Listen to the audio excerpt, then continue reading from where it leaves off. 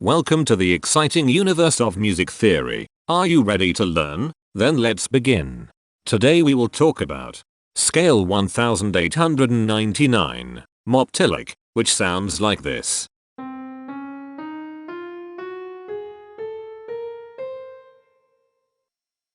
This scale has 8 tones, which means it is called an octatonic scale.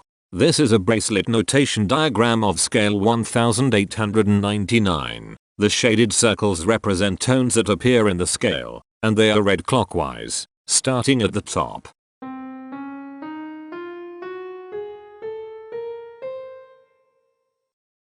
The pitch class set for this scale is 0, 1, 3, 5, 6, 8, 9, 10. The fault class is 826. This set is not prime.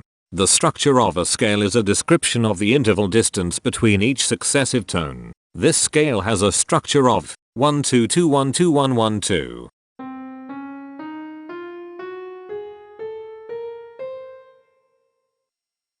The binary representation of this scale is determined by mapping tones of the scale to binary digits. Each binary digit represents a power of 2.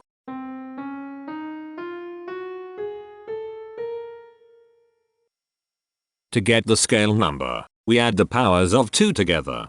The powers of 2 that are present in the scale, all added together, equals 1899. That is why the scale number, in decimal, is 1899. The scale number not only enumerates the scale with a unique index, but it also literally describes the tonal content of the scale. Represented as a binary number in base 2, the scale number is 0111011011011.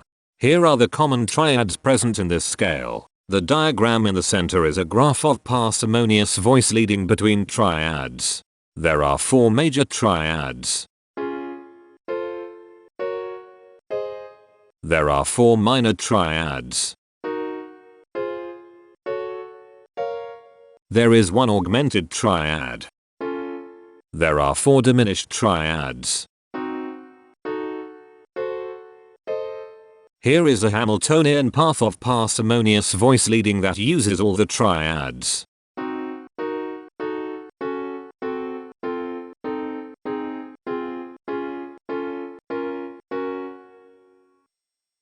This scale has 8 modes. The first mode is itself. The second mode is scale 2997. Also known as major bebop.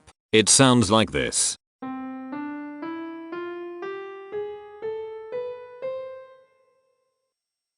The third mode is scale 1773, also known as blues scale 2. It sounds like this.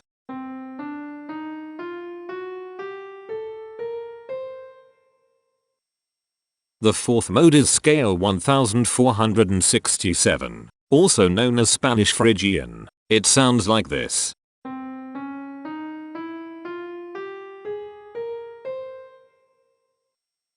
The fifth mode is scale 2781, also known as Acrylic. It sounds like this.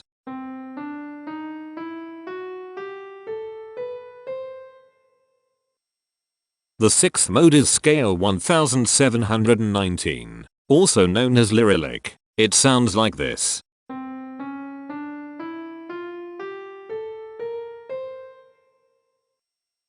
The seventh mode is scale 2907, also known as Meganabot 2. It sounds like this.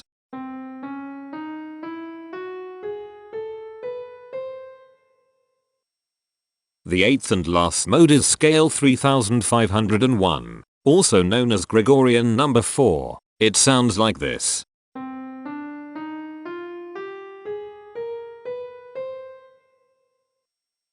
Imperfections are tones that have no tone, a perfect fifth interval above them.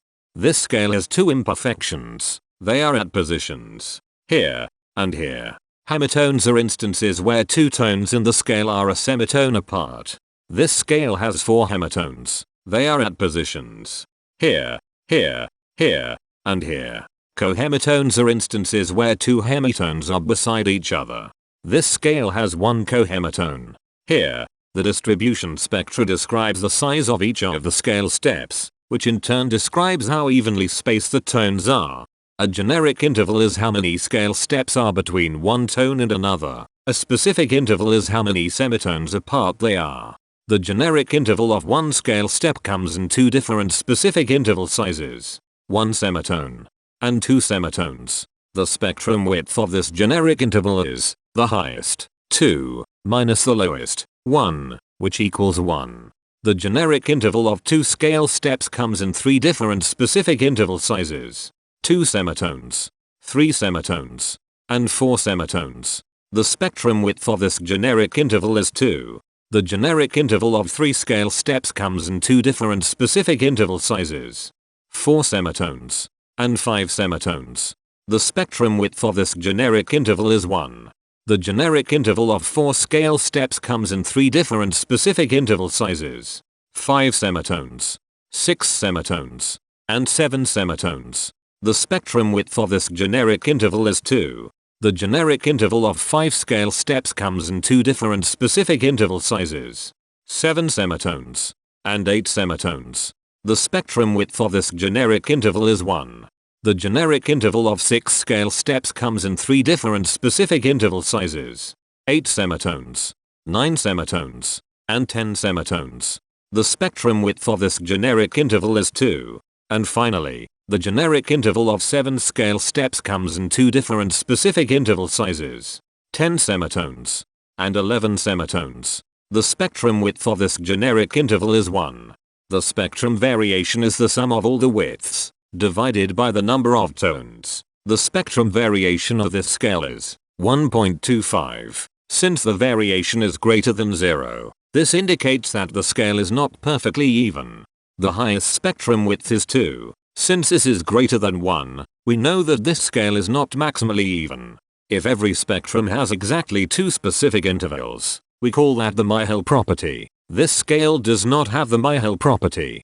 Since the generic interval ranges do not overlap, this scale is proper, but it is not strictly proper because some specific intervals appear in more than one spectrum. The interval vector of a scale is a description of what intervals exist between its tones. There are 4 intervals with the size of 1 semitone. They are here, here, here, and here. There are 5 intervals with the size of 2 semitones. They are here, here, here, here, and here. There are 6 intervals with the size of 3 semitones. They are here, here, here, here, here, and here. There are 5 intervals with the size of 4 semitones. They are here, here, here, here, and here. There are 6 intervals with the size of 5 semitones. They are here, here, here, here, here, and here. There are 2 intervals with the size of 6 semitones. They are here and here. Each interval does not appear in this scale a unique number of times, so this is not a deep scale. Heteromorphisms are comparisons between every interval in a set. They can be classified as contradictions, ambiguities, and differences. A contradiction exists when a small generic interval has a bigger specific size than a larger generic interval. For example, if a generic third interval has a larger size in semitones than a generic fourth interval, that is a contradiction.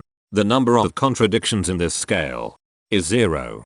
An ambiguity exists when 2 intervals have the same specific size, but they have different generic intervals. For example, if a generic fourth and a generic third interval are the same size in semitones, that is an ambiguity. The number of ambiguities in this scale is 32. A difference exists when 2 intervals have the same generic size, but different specific sizes. For example, a major third and a minor third both have the same generic size, but they have different sizes when measured in semitones. The number of differences in this scale is 110. The coherence quotient measures the proportion of ambiguities and contradictions among a set's intervals. A scale with a higher coherence quotient is a good candidate for musical usefulness. The coherence quotient is 0.88. The sameness quotient measures the proportion of heteromorphic differences among a set's intervals. A scale with a higher sameness has fewer differences, so it is also a good candidate for musical usefulness. The sameness quotient is 0.439. This scale has reflective symmetry across an axis position 3 semitones from the root. This scale has a different pattern of intervals ascending and descending, so it is not palindromic. This scale has one ridge tone. Here, the balance of a scale depends whether the tones are spaced equally enough for the center of gravity to be in the center of the scale.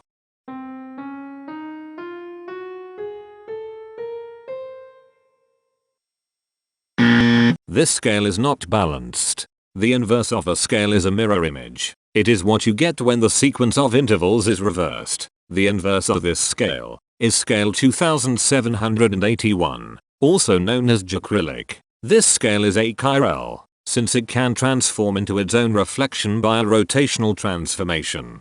This scale has no rotational symmetry. For even more detail about this scale, visit ianring.com/musictheory/scales/1899. If you found this video informative, please consider supporting this channel by becoming a patron. Of course, not everyone has the means to support a project like this one financially, and that's okay. But if you are able to spare just $1 a month, your help is deeply appreciated. It will not only allow others to continue enjoying this series for free, but will also go toward improving the quality and quantity of music theory resources we can provide. Go to patreon.com/musictheory and join others like yourselves who totally geek out on all this nerdy stuff. Thank you to these Patreon patrons.